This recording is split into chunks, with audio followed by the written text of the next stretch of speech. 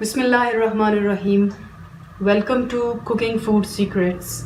Viewers, आज जो recipe आपसे शेयर करूंगी उसका नाम है मैंगो डिलाइट।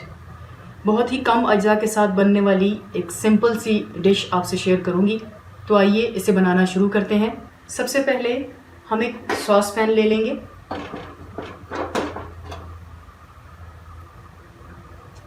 इसमें हमने तकरीबन 1 कप पानी डाल लेना है।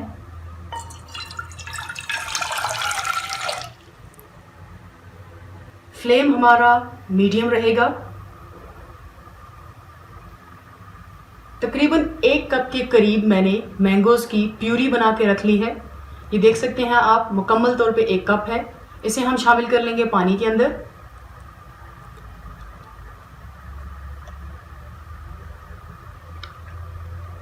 मिक्स कर लेंगे। मैंगो आपके एक चीज़ का आपने ख्याल रखना होगा कि जो मैंगो आप यूज़ कर रहे हैं प्यूरी बनाने के लिए वो फुली राइप होने चाहिए।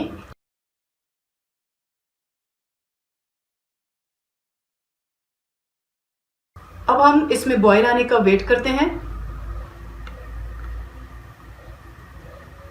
इसे हम कॉन्टिन्यूसली स्टिर करते रहेंगे ताकि जो मैंगो है वो जले ना। और दूसरी बात यह है कि वेट करना पड़ेगा हमें उस वक्त तक नेक्स्ट इंग्रेडिएंट शामिल करने से पहले, जब तक कि पानी बॉयल ना हो जाए।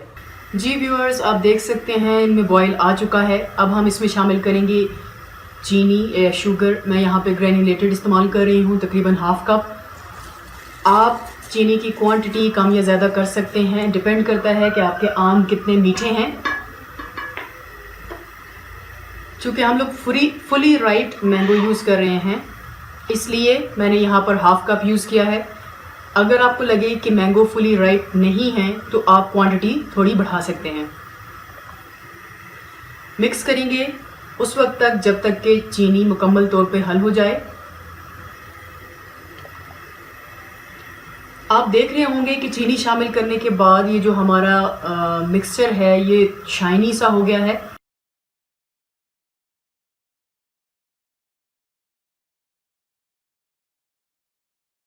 जी व्यूअर्स, चीनी को मैं मुकम्मल तौर पे मिक्स कर चुकी हूँ, अच्छे से मिक्स हो चुकी है पानी में।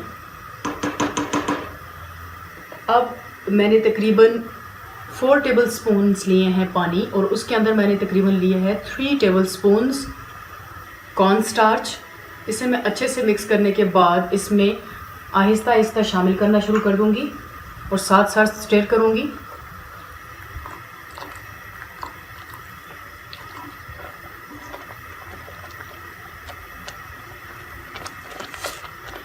इसमें आप चाहें तो एडिशनल फूड कलर्स वगैरह का इस्तेमाल कर सकते हैं। मैंने ऐसा कोई चीज़ यूज़ नहीं की। आप देख सकते हैं ये अच्छे से गाढ़ा हो चुका है। इसके गाढ़ेपन की निशानी एक तो ये होगी, ये जो आपका स्पैचुला है इसके ऊपर ये स्टे करेगा। आप ये देख सकते हैं ये स्टे करता है इसके ऊपर। बस इतना ही गाढ़ा हमें चाहिए।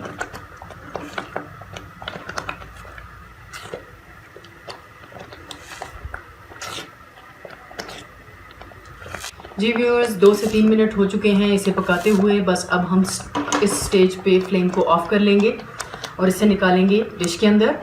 डिश में निकाल के मैं आपको शो करती हूँ। जी व्यूअर्स, मैं इसे निकाल चुकी हूँ। किसी भी डिश में कोई आप मोल्ड ले सकते हैं, कोई डिश ले सकते हैं जहाँ पर भी आपने इसे डालना हो, ताकि उसके बाद आप इसे डीमोल्ड कर सकें। मैं इसको डेकोरेट करूँगी पिस्ता के साथ।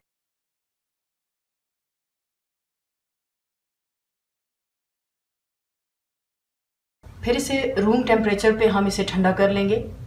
ठंडा होने के बाद हम इसे रखेंगे फ्रिज के अंदर तकरीबन 30 मिनट्स के लिए, और उसके बाद हम इसे काट लेंगे क्यूब्स की शक्ल में।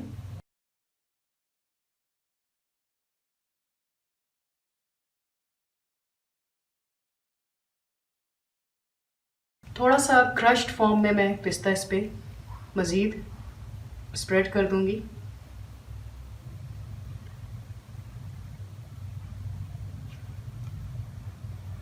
अब हम इसे रख लेते हैं रेफ्रिजरेटर के अंदर तकरीबन 20 to 30 मिनट्स के लिए, और उसके बाद हम इसे क्यूबिकल या अपनी मर्ज़ी की किसी भी शक्ल में आप इसे काट सकते हैं और सर्व कर सकते हैं।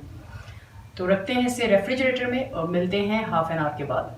जी व्यूअर्स, तकरीबन हाफ एन आवर के बाद, हाफ एन आवर रेफ्रिजरेट करने के बाद मैं इसे निकाल लाई हूँ। अब हम सबसे पहले जो हमारा मोल्ड है उसके अंदर इसके जो एजेस हैं उनको रिलीज़ कर लेंगे।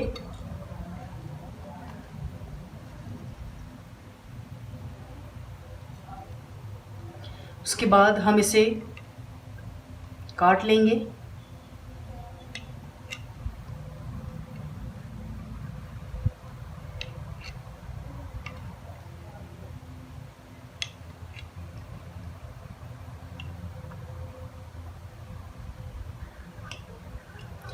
आप चाहें तो इसे बग़ैर कटिंग के भी सर्व कर सकते हैं, और अगर चाहें तो ये जैसे अभी मैंने कटिंग्स की हैं, एक एक कटिंग जो है वो आप प्रेजेंट कर सकते हैं। उम्मीद है आपको रेसिपी पसंद आएगी। Do like, share, subscribe and press the bell icon for upcoming video notifications.